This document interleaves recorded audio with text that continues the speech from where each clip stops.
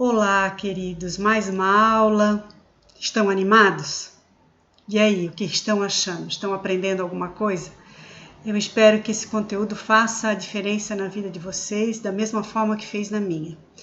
Saber as boas novas do Reino de Deus mudou a minha concepção de igreja, de ministério, e eu espero que traga a vocês grandes transformações.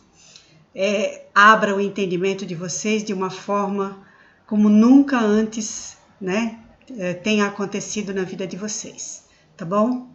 Vou reprisar um pouquinho da primeira aula. A primeira aula a gente aprendeu a definição de reino de Deus, Viu que reino de Deus é a soberania de Deus sobre a humanidade, o seu governo. Não é então um território, um lugar, É a soberania dele, o governo dele, o poder dele sobre a humanidade, a vontade dele sendo realizada na vida de todas as pessoas do planeta, ok? E esse reino virá, Esse reino virá com a vinda de Cristo, quando ele, depois de arrebatar a sua igreja, voltar à Terra na sua segunda vinda, tá? E para governar a Terra por 1000 anos, Será nesse tempo que ele eliminará toda a injustiça, todo o pecado, toda a maldade, E nesse tempo nós reinaremos com ele, nós, os seus escolhidos, Aqueles que aceitaram a Cristo como Senhor e Salvador de suas vidas. Amém? Porém, a gente viu que a ressurreição de Cristo, isso na segunda aula, é um evento escatológico, ou seja, um evento lá do final dos tempos, que foi transportado para o meio da história. Hoje, nessa terceira aula, a gente vai ver como isso aconteceu, como o Senhor Jesus explicou que o reino agiria e por que esse evento, a ressurreição dele, foi trazida já para o meio da história. A gente viu também que quando Jesus exerceu o seu poder, curando as pessoas, ressuscitando mortos, suprindo as necessidades das pessoas, com pão, com peixe, a gente viu que esses eventos, expulsando demônios, esses eventos são eventos do reino, eles nos mostram como é a vida no reino.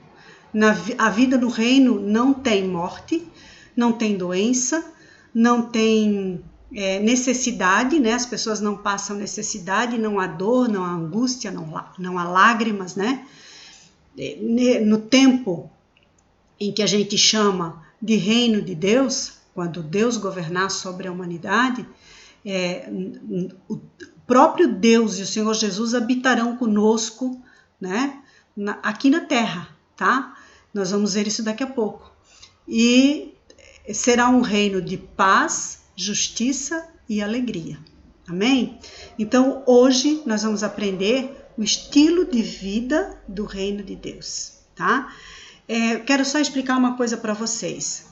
Eu elaborei esse conteúdo em 7 aulas. Então, quando vocês recebem os arquivos das aulas, está escrito assim: primeira aula foi o primeiro arquivo, segunda e terceira aula no segundo arquivo, e agora vocês vão receber a quarta e quinta aula, no terceiro arquivo, e sexta e sétima aula no quarto arquivo na semana que vem, tá bom?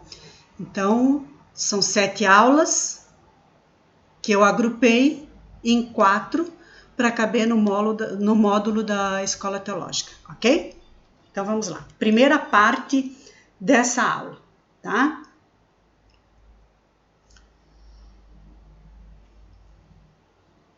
Vou mudar o slide aqui. Primeira coisa que a gente vai falar nessa aula é sobre o mistério, tá?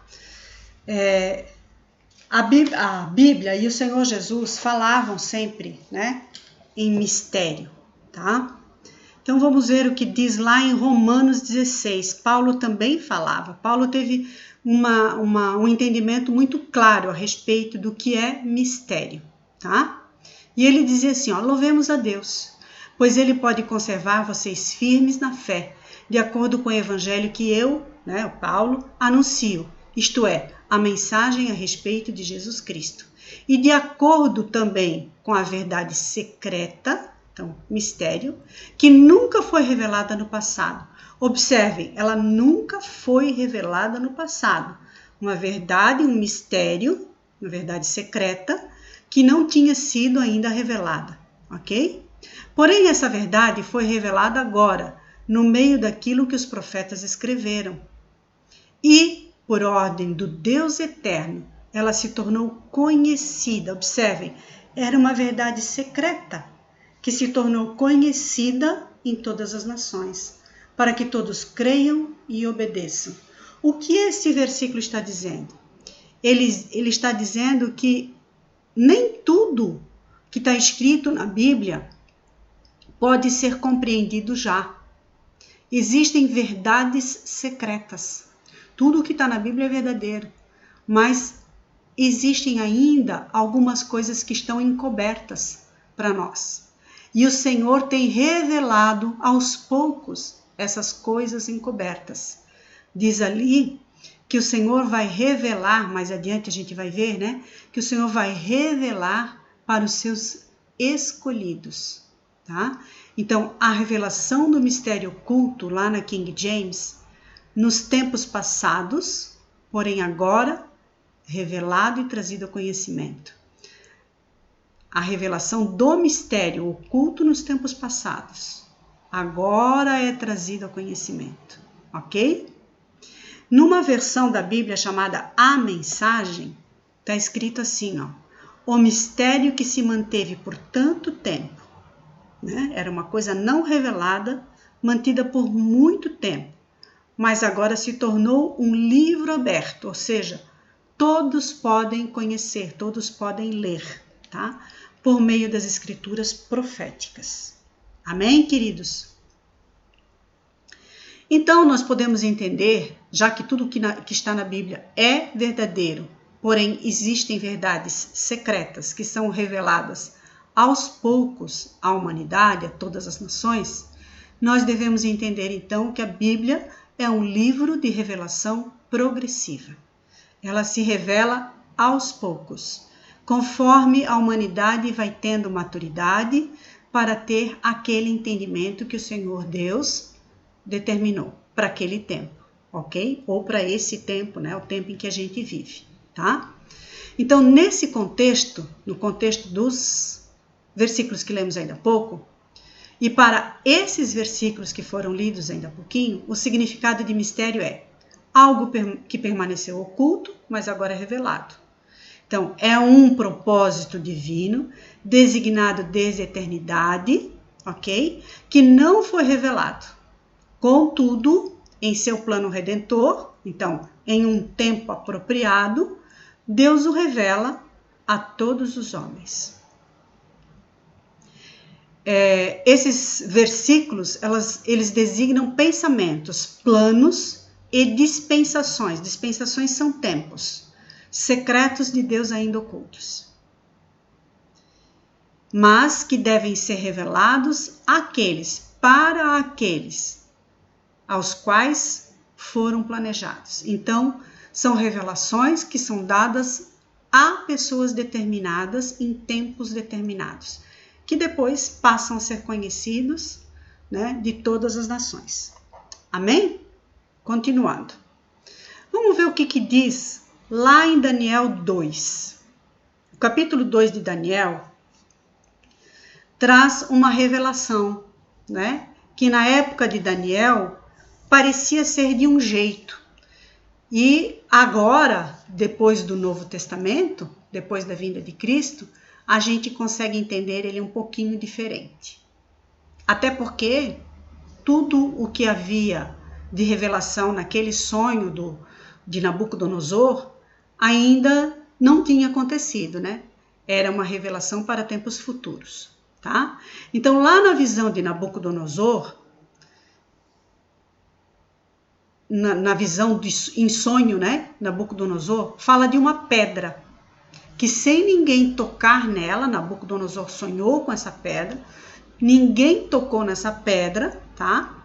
Ela foi capaz sozinha de esmigalhar ferro, bronze, barro, prata e ouro, sem deixar qualquer vestígio, e transformar-se numa montanha que encheu toda a terra. Então, essa pedra, ela esmigalhou esses metais, tá? Não deixou nenhum vestígio e transformou-se numa montanha que encheu toda a terra. Foi isso que Nabucodonosor sonhou, tá? Vamos lembrar um pouquinho. Nabucodonosor, ao acordar desse sonho, ele chama seus adivinhos, né? Os adivinhos eram os profetas daquela época, e Daniel era um deles, tá? E para descreverem o seu sonho. Mas ele não contou o que ele tinha sonhado para os seus adivinhos e nem para Daniel, tá? E os adivinhos, os profetas da época, né? E Daniel junto, não conseguem revelar, tá? Então Nabucodonosor fica irado, né? E manda matar todos eles, incluindo Daniel e os seus amigos, tá? Mas Daniel vai orar ao Senhor, né? E pede ao Senhor a revelação, tá? Então, Daniel tem a revelação. Era uma estátua, né? Nabucodonosor sonhou com uma estátua cuja cabeça era de ouro, os braços e o peito eram de prata, a barriga e os quadris eram de bronze e as pernas e os pés eram de ferro misturado com barro, tá? Como se ferro e barro pudessem fazer alguma liga, ok? Então vamos ver o que é isso aí, tá? A cabeça era o reinado da Babilônia, que era aquilo que estava acontecendo agora, na época do Nabucodonosor, tá? O peito e os braços de prata simbolizavam o reino medo-persa, que viria depois da Babilônia. E sucessivamente assim, né? A barriga e os quadris de bronze, que era o Império Sírio. As pernas e os pés eram de ferro e de barro. Ferro era o Império Romano e barro, gente, era o povo judeu. O povo judeu que foi governado com mão de ferro pelos romanos, na época de Jesus, né? Ok? Então vejam, essa história toda de Nabucodonosor e Daniel aí deve remontar aproximadamente uns 400 anos antes de Cristo. Nesse sentido, né, o sentido desses eventos é o estabelecimento de um reino que prevalecerá sobre todos os outros, que nunca será destruído e jamais dominado por outros povos. Então, essa pedra é Jesus. E ela sozinha, sem ninguém tocar nela, esmaga o ferro, o Império Romano, esmaga o Império Sírio, bronze, esmaga o Império Medo-Persa e esmaga o Império Babilônico.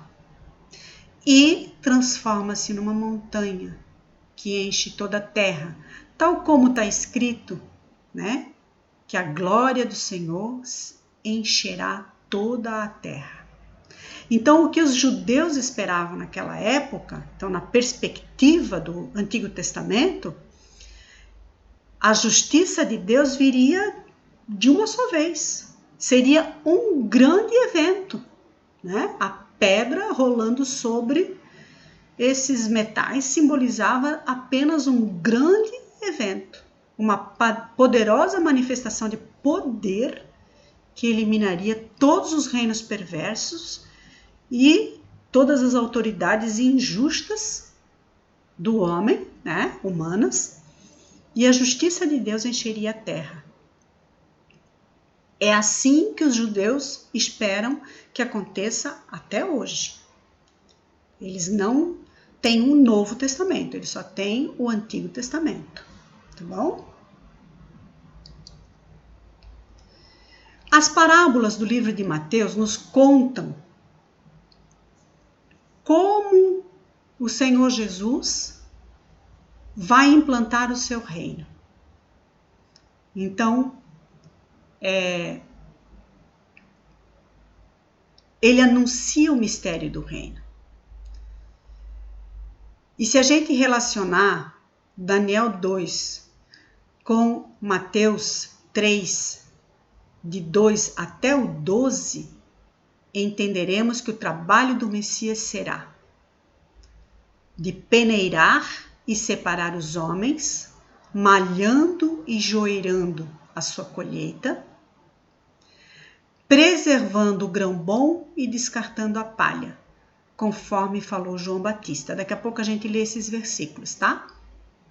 João Batista diz ainda que o Messias limpará a sua eira, juntando seu trigo no celeiro, ou seja, a salvação dos justos. Mas enviará os maus para julgamento de fogo, que nunca se apaga. Um julgamento escatológico, tá? Então, João Batista vem pregando o arrependimento, certo? E anunciando a vinda do reino, né? A proximidade do reino, mencionando aquilo que Isaías falava, né? Prepare o caminho para o Senhor passar. As pessoas vinham a ele para ouvirem e serem batizadas, tá? As pessoas vinham até onde estava João Batista para serem batizadas. E ele olhava para os fariseus e dizia assim, ó, vocês são víboras, né? Vocês são cobras, tá? Que eles não tinham o direito de vir ali e pedir salvamento ou salvação. Os fariseus, eles se apoiavam na ideia, né, no conceito que era verdadeiro, de serem filhos de Abraão. Mas isso era uma hipocrisia, uma falácia, né? Eles falavam isso da boca para fora, eles não viviam isso, eles impunham isso aos judeus, mas eles não viviam o que eles falavam, né? E aí João Batista dizia assim, olha, de pedras Deus pode suscitar quem o honre, quem o louve, né? E aí ele diz assim, porque o Senhor já colocou o machado na raiz das árvores, e aquelas que não dão bom fruto, ele vai cortar e vai queimar, né? E ele ainda diz assim, eu batizo com água, mas virá aquele que vai batizar com o Espírito e com fogo, né? E vai separar a palha do trigo, ok? Então vamos lá, vamos ver esses versículos. O que diz essa passagem? Naqueles dias apareceu João Batista pregando no deserto na Judéia, dizendo, arrependei-vos, porque está próximo o reino dos céus. Porque este é o referido pelo profeta Isaías, que diz, uma voz do que clama no deserto, preparai o caminho do Senhor, endireitai as suas veredas. E então iam ter com ele em Jerusalém toda a Judéia e toda a circunvizinhança do Jordão, e eram por ele batizados no Rio Jordão, confessando os seus pecados. Então, antes de serem batizados, eles tinham que confessar os pecados.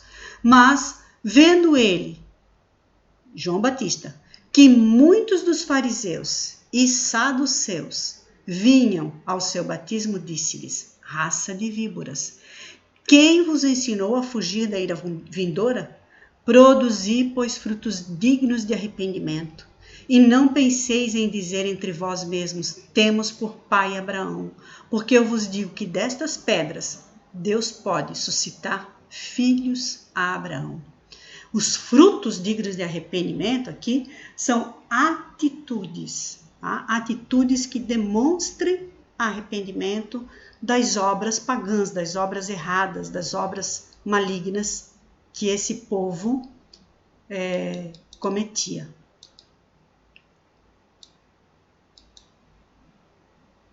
E aí, continuando. E também já está posto o machado à raiz das árvores. Portanto, toda árvore que não produz bom fruto é cortada e lançada no fogo. Eu, na verdade, vos batizo com água para arrependimento. Mas aquele que vem após mim é mais poderoso do que eu, cujas sandálias não sou digno de levar. Ele vos batizará com o Espírito e com fogo. A sua pá ele a tem na mão. Ele limpará completamente a sua eira, recolherá seu trigo no celeiro, mas queimará a palha em fogo inextinguível. Então, o Senhor Jesus vai separar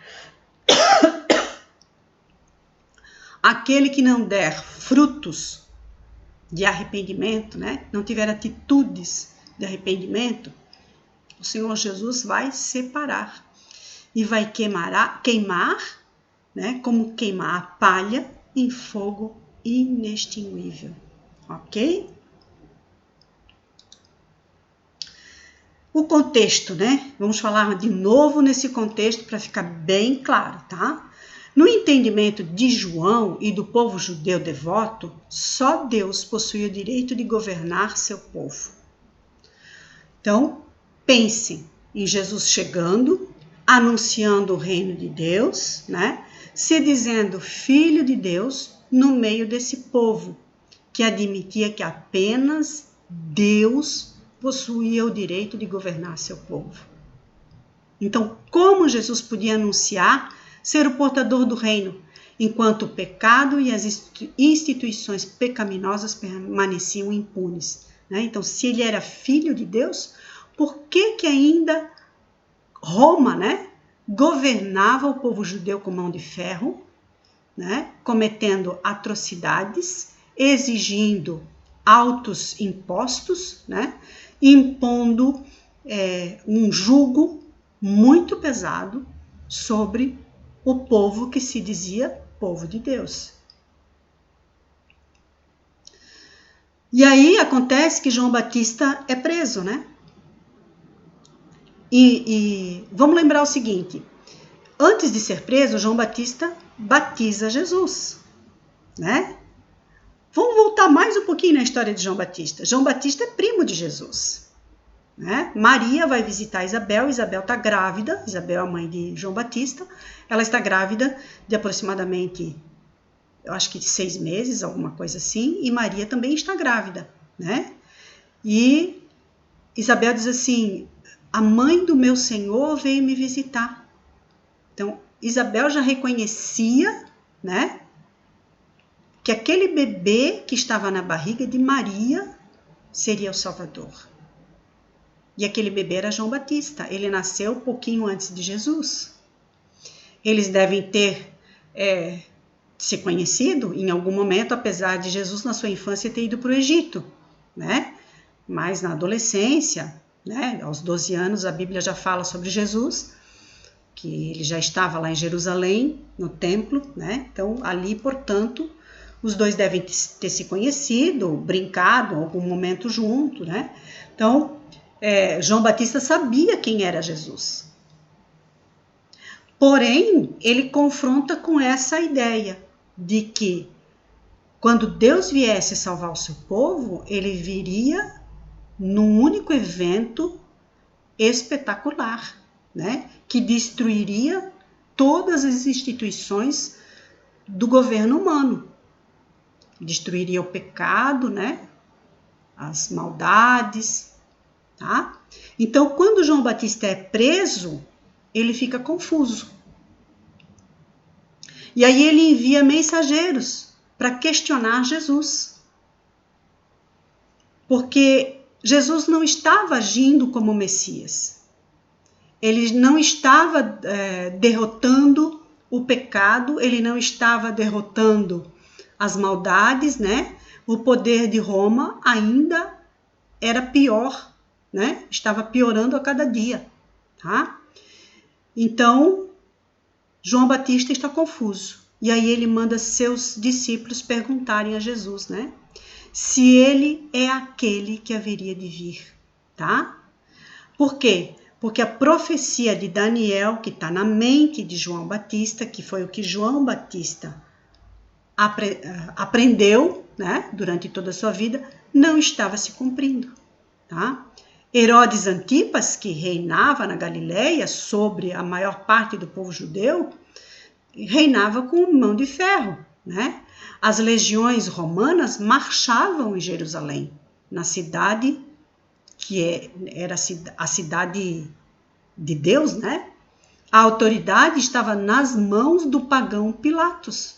E Roma, que governava tudo na época, era idólatra, politeísta e imoral. Mas o que Jesus responde para ele? Feliz é aquele que não se escandaliza por minha causa. E ele ainda diz assim, né? Se os coxos andam, os cegos veem, né? E os espíritos imundos são expulsos, é porque é chegado o reino de Deus. Tá?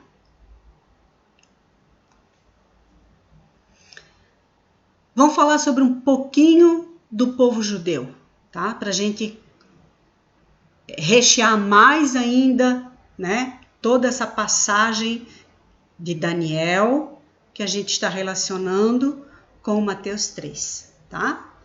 Para contextualizar mais um pouquinho. Diz assim, ó. Na Judéia viviam as pessoas da terra. Quem eram as pessoas da terra? Os judeus, né? 85% da população da Judéia eram judeus, tá? E esses 85% formava a parte mais pobre da sociedade da época. Eles eram explorados pelos altos impostos, subjugados pelo poder dos ricos, né, de Roma, tá? Os ricos se achavam poderosos, né? Os tratavam com franca crueldade, enquanto viviam no luxo, os ricos viviam no luxo e tratavam com crueldade os judeus, né? Eles viviam na riqueza que os impostos extraídos à força desses judeus lhes traziam. Entenderam? Então, os judeus mantinham, né, através de impostos que eram tirados à força deles, à custa de fome, né,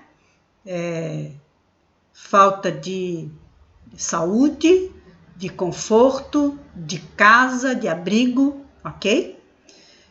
Essa riqueza ia parar nas mãos dos mais poderosos, se concentrava nas mãos dos mais poderosos, que era uma pequena minoria de romanos, tá? Claro, havia ali alguns judeus misturados, tá? Alguns judeus, vamos dizer assim, vendidos para Roma, né? Traidores, ok? Os judeus eram então desprezados, né? A sua palavra não valia, eles não podiam ser tutores de nada, suas mulheres eram consideradas repulsivas, parasitas do mundo, répteis imundos, valiam menos que um animal destinado ao sacrifício. Né? Às vezes o animal destinado ao sacrifício era aquele animal doente, aquele animal com defeito. Tá? Lembram, Jesus não tinha limpado o templo ainda. Jesus veio e desafiou as três instituições, né? A política, ele desafiou a política, ele desafiou a instituição religiosa da época, que era feita pelos sacerdotes, né? Os judeus devotos da época, tá? E também a econômica. Qual é a conclusão que se chega até aqui, então? Jesus quis dizer que o reino de Deus está aqui e há uma revelação nova sobre ele. Que em vez de destruir a autoridade humana, ele ataca Satanás, o inimigo. E em vez de fazer mudanças na ordem política das coisas, ele está mudando a ordem espiritual e a vida de homens e mulheres. E ainda assim, o reino de Deus virá na forma profetizada por Daniel. Então haverá um dia, né, quando o Senhor Jesus voltar, em que a profecia de Daniel se cumprirá. Tá? Porém, nesse momento, no momento pós-ressurreição de Jesus Cristo, né, nós temos toda uma mudança que o Senhor Jesus trouxe em vida. Né? Ao invés de destruir a autoridade humana, ele atacou Satanás. Ao invés de mudar a ordem política, ele muda a ordem espiritual. Ou seja, ele começa uma mudança dentro da gente. Né? Ele atacou Satanás, que é o nosso inimigo, e inicia uma mudança dentro da gente. João Batista não compreendeu porque Jesus não estava destruindo o governo humano, e nem abolindo o pecado da terra, e nem fazendo o batismo de fogo. João Batista não entendeu, né? Por isso que ele mandou aqueles mensageiros lá. O reino de Deus veio então silencioso, discreto e em segredo. Vamos ver como é que foi isso? Veja o que nos dizem as parábolas seguintes. Parábola dos 4 tipos de solo. Está em Mateus 13, do 18 ao 23. Nessa parábola fala daqueles 4 tipos de solo. Todo mundo conhece a parábola, né?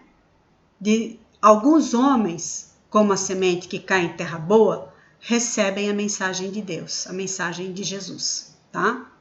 Outros, como a semente que caiu à beira do caminho, não entendem a mensagem. Satanás leva a semente embora. Outros ainda são superficiais. Recebem a palavra, mas ela morre. E há os que não estão preparados para aceitar a forma humilde do reino de Deus. E a inquietação dessa era, o amor pelas posses, que a gente já falou na outra aula, a ambição e a ostentação sufocam a palavra. Então, Jesus proclama que o reino de Deus é manifesto entre os homens. O reino de Deus pode operar entre os homens sem ser reconhecido. É uma oferta, uma dádiva que pode ser aceita ou rejeitada. Vejam, conforme o Senhor Jesus falou, há 4 tipos de terra, ou seja, há 4 tipos de mentalidade humana. Quando fala coração, é a mente do homem, né? Aquela mente boa, fértil, que recebe a palavra e faz essa palavra germinar, né? E frutificar, tá? Aquela outra semente que é como a terra cheia de pedregulho, à beira do caminho, né? Não existe profundidade, né? A semente pode até brotar, mas ela seca logo. Aquela outra terra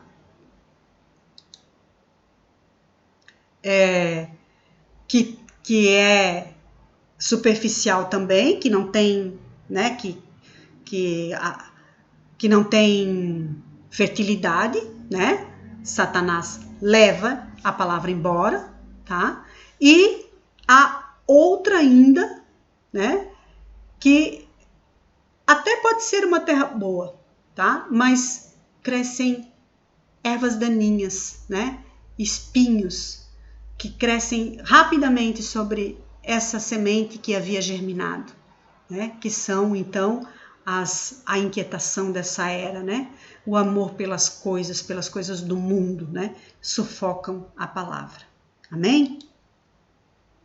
A segunda parábola, do joio e do trigo. Então, lá Jesus conta assim, ó, um homem semeou uma boa semente. E à noite, o inimigo desse homem, que é Satanás, né, semeou sementes ruins, né? Então, a semente boa seria o trigo e as sementes ruins seria o joio, ok? Aí os servos do homem perguntam para ele o que vamos fazer. E o homem diz assim, deixe que o bom, ou seja, o trigo, e o joio cresçam juntos até o tempo da colheita. E quando chegar o tempo da colheita, os anjos farão a seleção e guardarão as boas sementes, ou seja, a semente do trigo, num celeiro, queimando o joio. Olha só, né? Então, lá na primeira parábola, a gente viu que as pessoas podem ou não aceitar o evangelho. Agora, a gente está vendo nessa parábola que as pessoas ruins vão conviver com as pessoas boas. Pulei um slide, tá, gente? Estou voltando.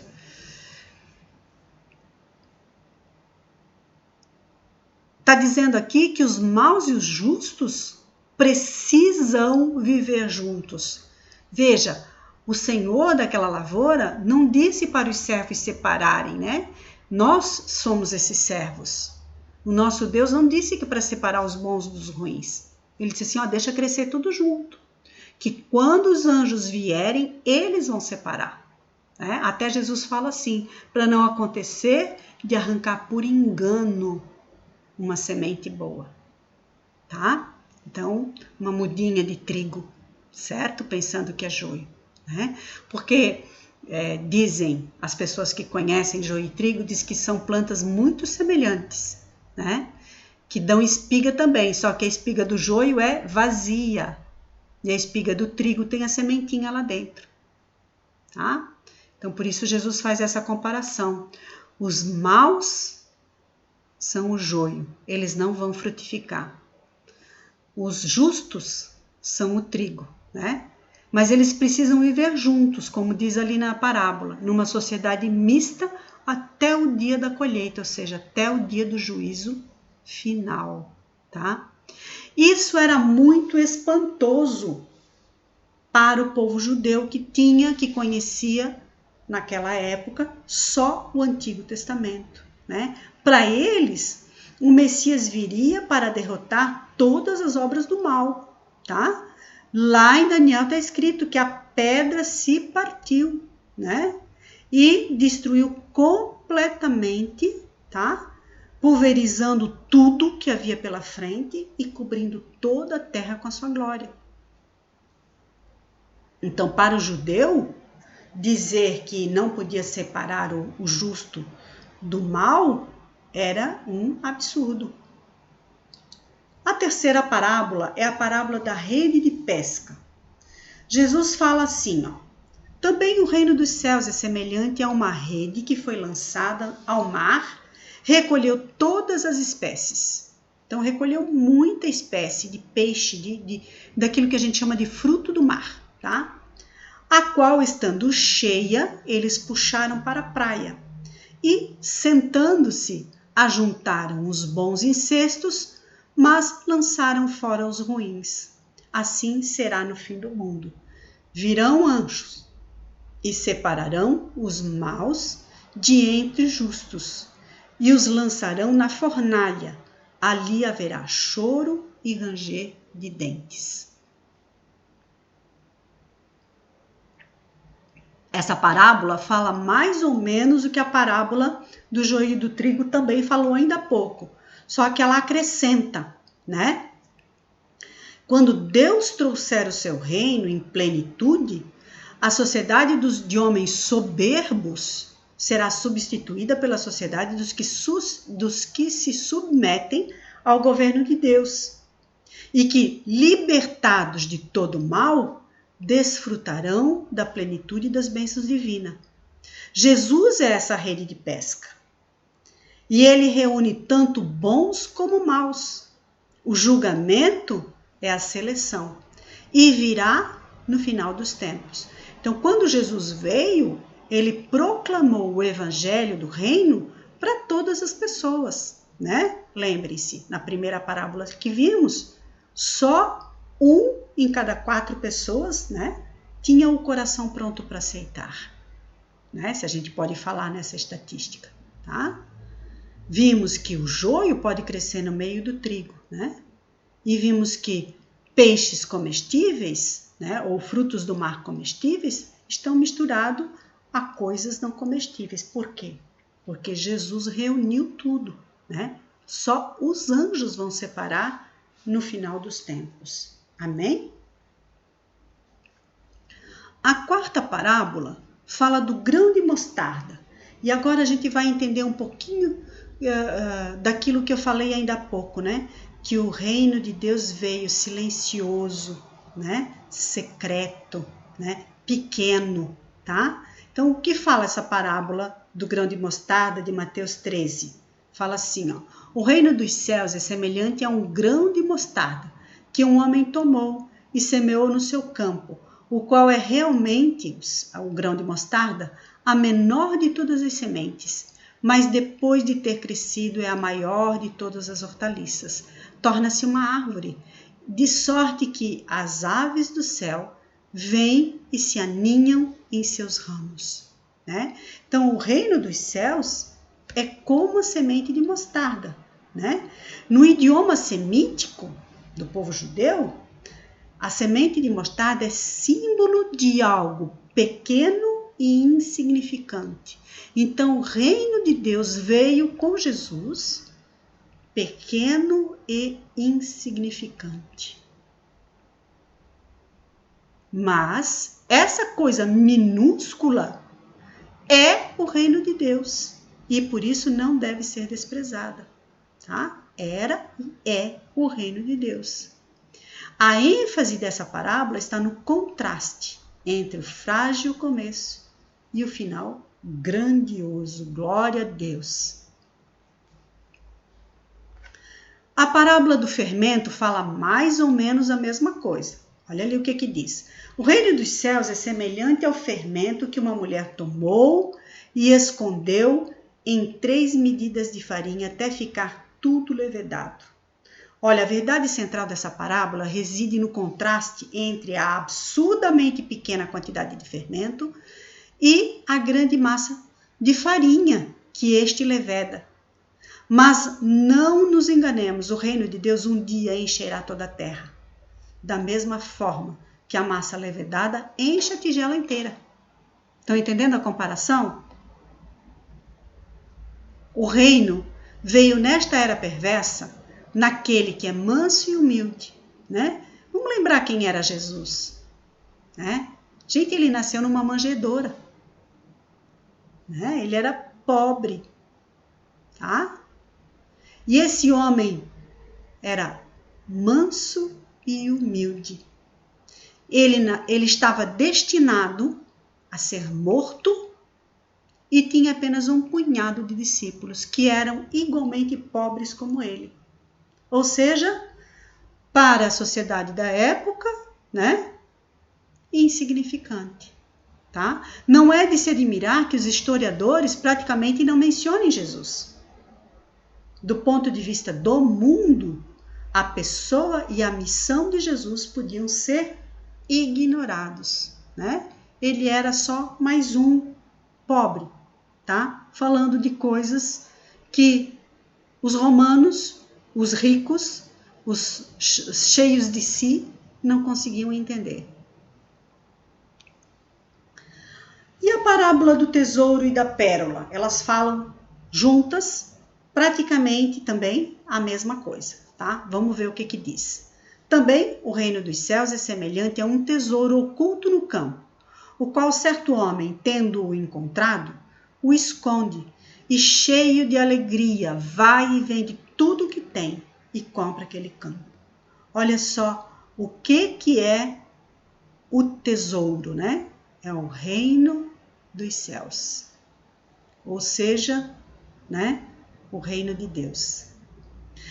Também o reino dos céus é semelhante a um negociante que busca boas pérolas, o qual, tendo encontrado uma pérola de grande valor, foi e vendeu tudo quanto tinha e a comprou. O reino dos céus é de valor inestimável. Embora tenha havido entre nós de forma humilde, é um tesouro cujo valor transcende todas as posses. A 7ª parábola é a parábola da semente que cresce por si mesma. Assim é o reino de Deus, diz essa parábola. Como se um homem lançasse semente sobre a terra e dormisse, e se levantasse de noite e de dia, e a semente brotasse e crescesse, não sabendo ele como, pois a terra por si mesma produz o fruto. Primeiro a erva, depois a espiga e depois o grão cheio na espiga. Mas quando produz o fruto, logo ele mete a foice, porque é chegada a ceifa. O reino de Deus é como a semente, né? O lavrador lança a semente lá, mas ele não fica lá olhando para aquela semente e diz assim, cresce semente, né? Ele não faz nada para essa semente crescer, não há nada que ele possa fazer, possa acrescentar para a semente brotar.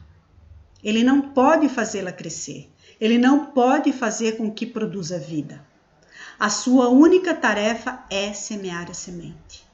Depois, ele pode cuidar das suas outras coisas, pode até mesmo ir dormir, né? A vida intrínseca da semente, os poderes intrínsecos da terra, né? Os poderes da semente e da terra se afirmam e produzem o fruto, né? Então, é a semente em contato com a umidade da terra, né? Com os nutrientes da terra, com a luz solar, que vão fazer com que ela germine, dê uma erva, a espiga e por fim o fruto. Amém? O reino dos céus é um ato então de Deus, tá? É um ato sobrenatural. Os homens não podem construir o reino. O reino é o reino de Deus, seu reinado e seu governo, conforme já vimos. Deus confiou o evangelho do reino aos homens, né? Os anjos queriam proclamá-lo, mas Deus nos deu essa responsabilidade, né? Proclamar as boas novas é nossa responsabilidade. Porém, esse reino, ele pode ser aceito ou rejeitado pelos homens, ok? Porque o Senhor nos deu livre arbítrio. Mas a operação real do reino é trabalho de Deus. Ou seja, quem faz o seu reino crescer é trabalho de Deus. A frutificação não é produzida nem pelo esforço, nem pela capacidade humana, mas pela própria vida do reino. Então não adianta esforço do homem, né? Não é a capacidade do homem, é a própria vida do reino que faz com que ele cresça. Amém? Vamos para a segunda parte dessa aula, gente? Falar um pouquinho sobre a vida eterna, tá? Aí entra a história, né, de Nicodemos. Lembre-se, a gente está falando do estilo de vida, né, do reino, tá? Então, a gente viu, através das parábolas, tá? Que o reino pode ser aceito ou rejeitado, os maus e os justos vão conviver até a colheita, até o juízo, tá? Jesus é quem reúne, né? Os bons quanto os maus, né? Porque todos têm a oportunidade, ok? Ele é frágil, né? Pequeno como um grão de mostarda, mas terá um fim grandioso, como a planta que produz o grão de mostarda, ok? Ele vai contaminar, se é que se pode dizer assim, toda a terra, né? Como o fermento leveda toda a massa, tá? Que está na tigela, como diz a palavra, né? Ele é de um valor inestimável, como tesouro, como a pérola de grande valor, tá? E ele cresce por si só, né? Ele cresce através do poder de Deus, do poder que Deus lhe conferiu. Amém? Então vamos falar de Nicodemos.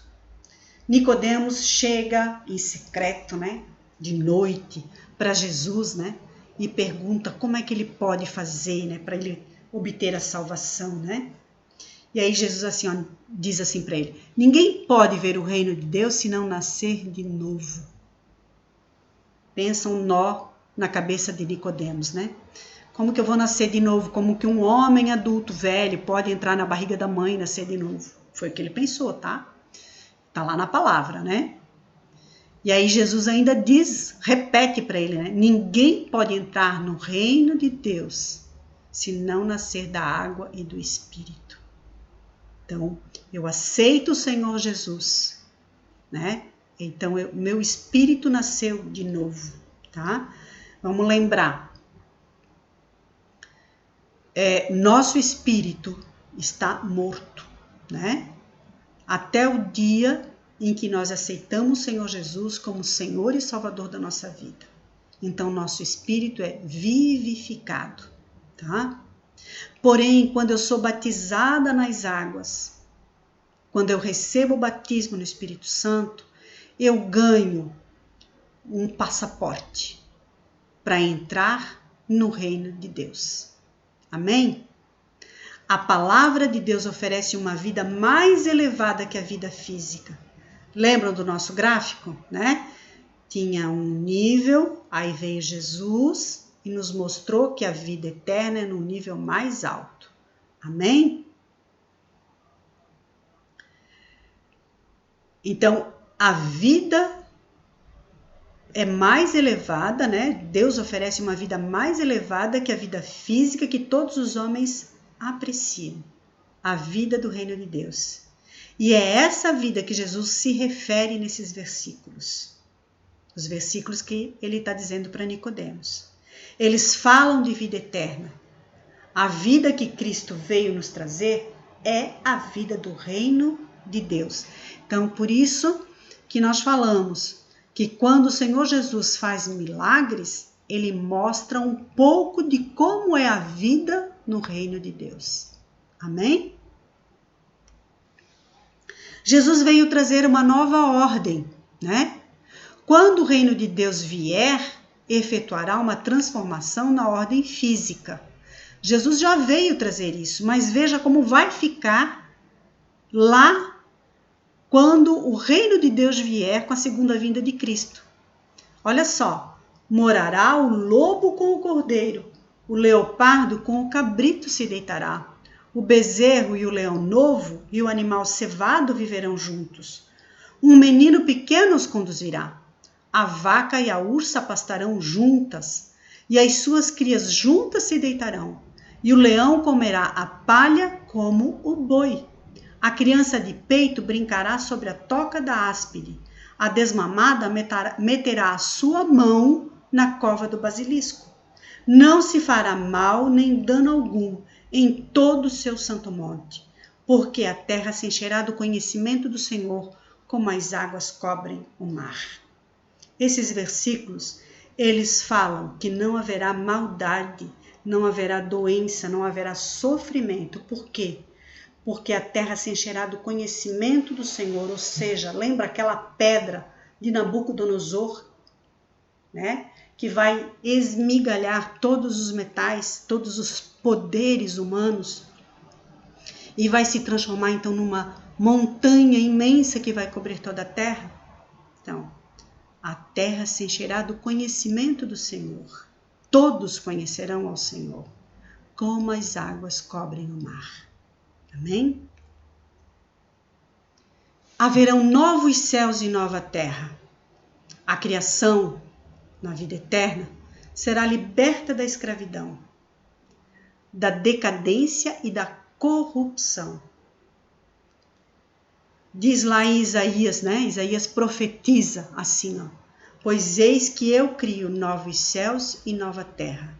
Não haverá lembrança das coisas passadas, nem mais se recordarão. Pois como os novos céus e a nova terra que hei de fazer durarão diante de mim, diz o Senhor, assim durará a vossa posteridade e o vosso nome. Amém, gente? A escravidão é uma condição imposta pela queda.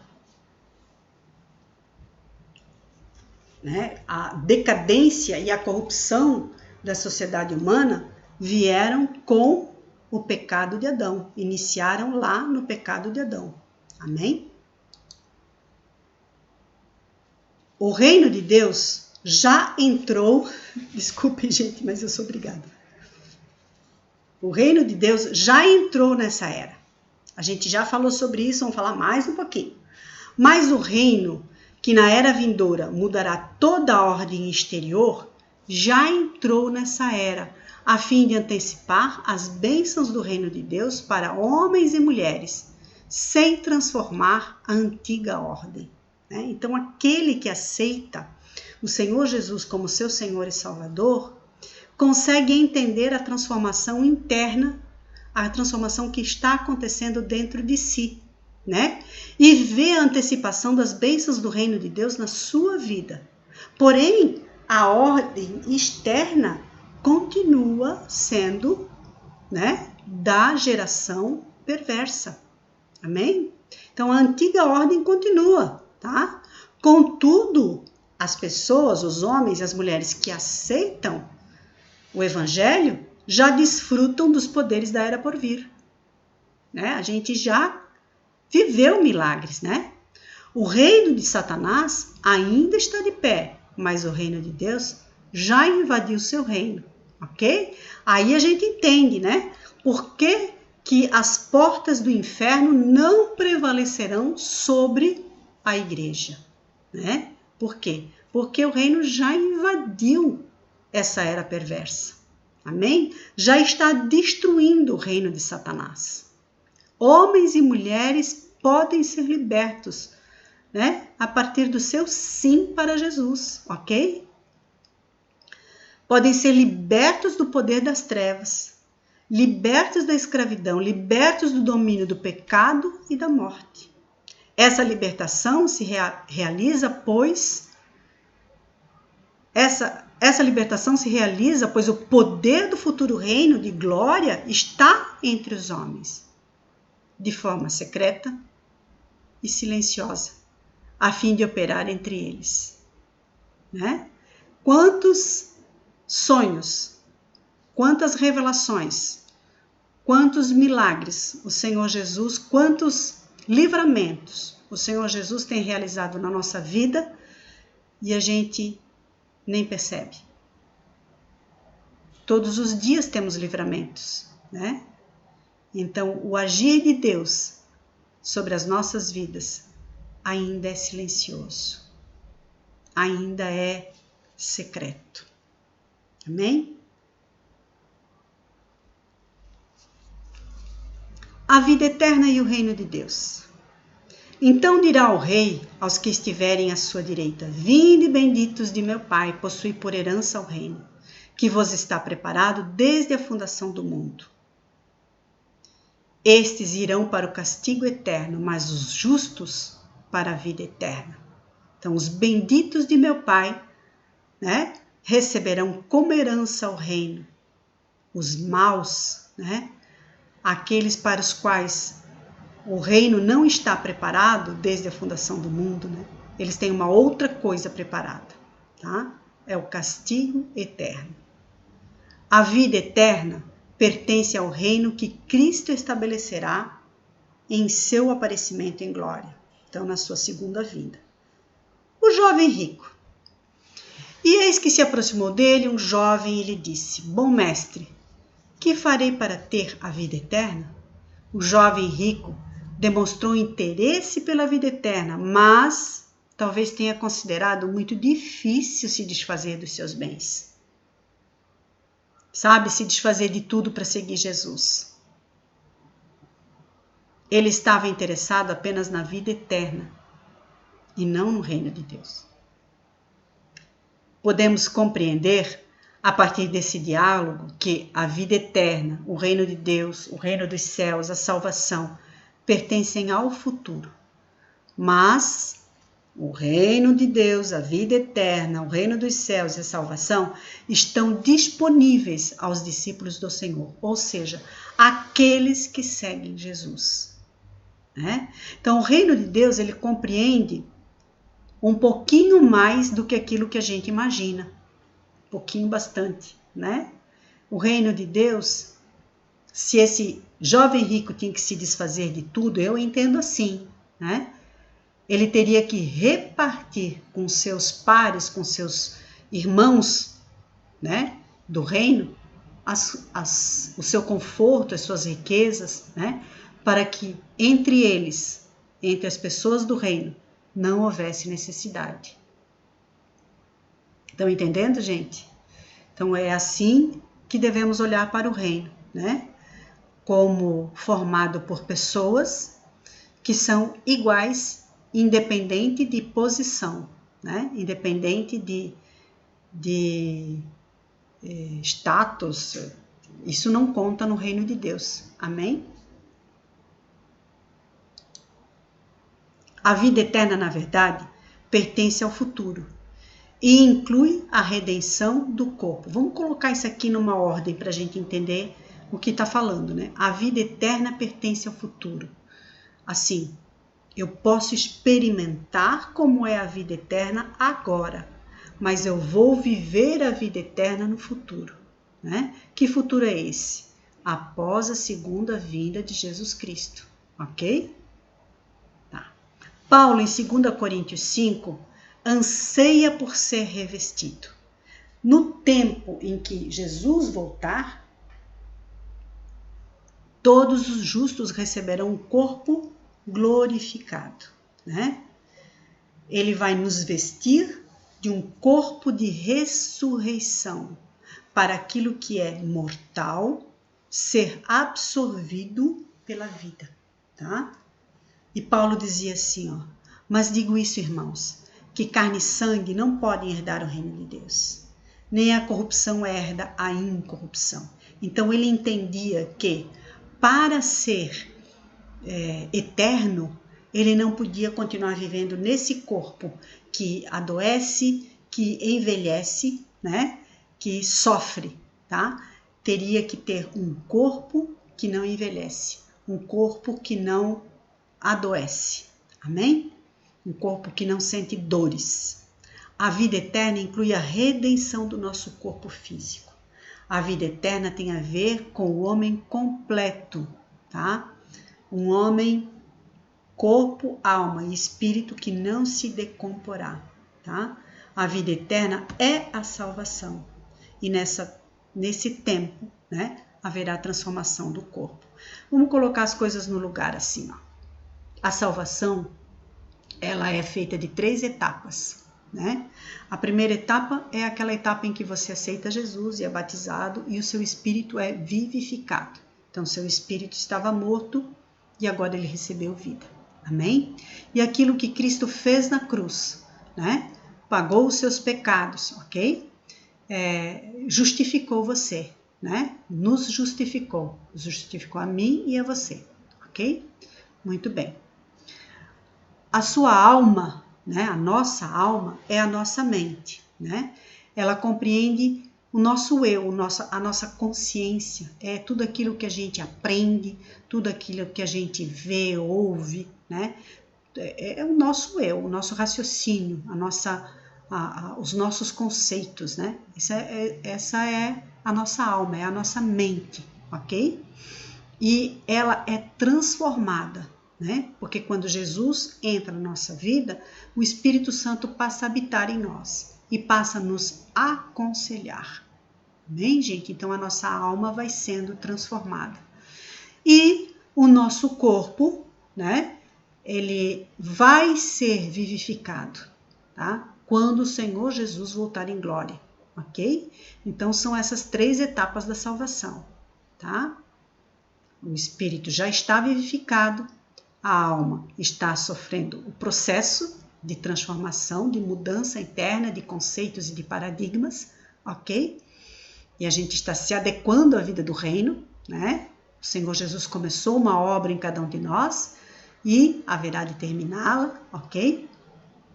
E o nosso corpo será vivificado na segunda vinda de Cristo ou antes disso, quando formos arrebatados. Amém? A qualidade da vida eterna. Veja que qualidade, né? E mostrou-me, João falando em Apocalipse 22, o rio de água da vida, claro como cristal, que procedia do trono de Deus e do Cordeiro.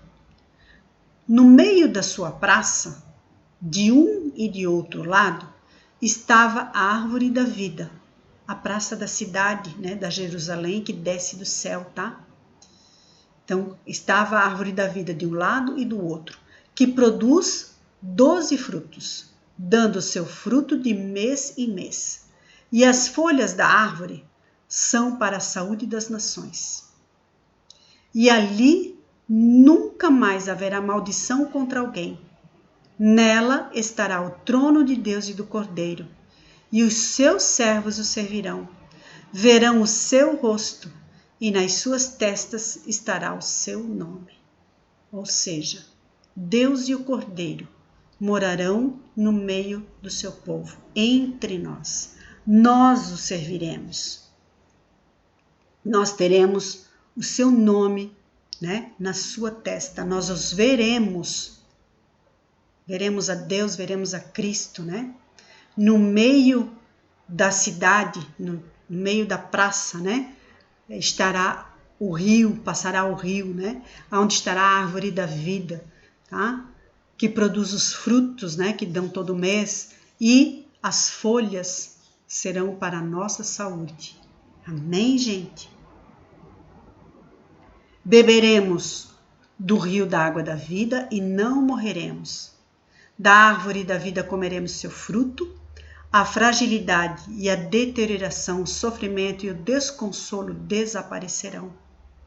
Suas folhas servem para a cura das nações. Deus habitará no meio do seu povo. Nós o serviremos e veremos a sua face. Seus propósitos se cumprirão perfeitamente em nossas vidas. Isto é, a vida eterna. Essa é a vida do reino de Deus. Então virá o fim, quando ele entregar o reino a Deus o Pai, quando houver destruído todo o domínio e toda a autoridade e todo o poder, pois é necessário que ele reine, até que haja posto todos os inimigos debaixo de seus pés. Ora, o último inimigo a ser destruído é a morte. O ladrão não vem senão para roubar, matar e destruir. Eu vim, Jesus, né? Para que tenham vida e a tenham em abundância. Jesus nos trouxe a vida da era por vir, aqui e agora. Ele disse, eu vim para trazer vida e em abundância. Então, ele veio nos trazer a vida eterna agora, enquanto ainda estamos nesse corpo mortal. Por isso que eu digo para vocês que a nossa vida eterna já começou. Nós já estamos vivendo para a vida eterna, né? Nós já iniciamos o processo, ok? Mesmo nesse corpo mortal. Diz assim em João 5, em verdade vos digo que quem ouve a minha palavra e crê naquele que me enviou, tem a vida eterna, e não entra em juízo, mas já passou da morte para a vida. Então, já está vivendo a vida eterna, ok? A estrutura da vida eterna é a mesma que encontramos no estudo sobre as duas eras e do reino de Deus. Então, lá naquele gráfico, voltem lá na segunda aula e olhem o último gráfico, tá? O último diagrama. A era por vir pertence ao futuro. Todavia, seus poderes entraram na presente era perversa. O reino de Deus pertence ao futuro. Não obstante, as suas bênçãos entraram na presente era para livrar os homens da escravidão de Satanás e do pecado. A vida eterna pertence ao reino de Deus, a era por vir, mas ela também entrou na presente era perversa, para que homens vivenciem a vida eterna em meio à morte e à decadência, pela experiência do novo nascimento. Estão entendendo o que Nicodemos não entendeu? Hein, gente? Experimentamos, né? Estamos experienciando a vida eterna, ok? O que a vida eterna envolve? 2 pontos para finalizar. Primeiro, envolve o conhecimento de Deus. Não há vida eterna sem o conhecimento, sem conhecer a Deus, tá? Jesus disse assim em João 17, e a vida eterna é esta, que te conheçam a ti, o único Deus verdadeiro, e a Jesus Cristo a quem enviaste. Falava de si próprio, né? Amizade, comunhão, relacionamento pessoal com Deus é necessário, precisamos disso. Já iniciamos nosso relacionamento com Deus, já fomos apresentados a Ele, Ele já é nosso Deus e nós somos seu povo. Já começamos a compartilhar a vida dele. Jeremias 31 dizia assim, ó, eis que os dias vêm, diz o Senhor, em que farei um pacto novo com a casa de Israel e com a casa de Judá. Estava falando do pacto Jesus Cristo. Porei a minha lei no seu interior. Escreverei no seu coração. E eu serei seu Deus, e eles serão meu povo. Olha que tremendo isso, gente. O segundo ponto é a habitação do Espírito Santo de Deus em nosso interior. Então, Efésios 1, 13 e 14 diz assim, ó, no qual também vós, tendo ouvido a palavra da verdade, o evangelho da vossa salvação, e tendo nele crido, fostes selados com o Espírito da promessa, o qual é o penhor da nossa herança, para a redenção da possessão de Deus para louvor da sua glória. Olha que lindo, gente. O Espírito é a garantia, né? Ele é o penhor, tá? Da nossa herança. Nós tomaremos posse dela. Ser habitação do Espírito Santo é ter o passaporte, né? É a entrada da vida que um dia viveremos em plenitude. A vida eterna. O novo nascimento é o que inicia tudo. Tá? Até sermos redimidos, teremos dor, né? Sofreremos e talvez morreremos, mas já temos os primeiros frutos do Espírito. A vida transformadora do Espírito, que um dia transformará o nosso corpo, já habita em nós e transforma nosso caráter e nossa personalidade. Quem aqui já teve o seu caráter e a sua personalidade transformados? Você se lembra como você era? Você se lembra de onde o Senhor Deus lhe tirou? Nunca esqueça, tá? Ele lhe tirou daquele lugar para que você tenha vida e vida em abundância, para que você viva a vida eterna, para que você reine com Cristo no milênio. A sua vida eterna já começou quando você disse sim ao Senhor Jesus.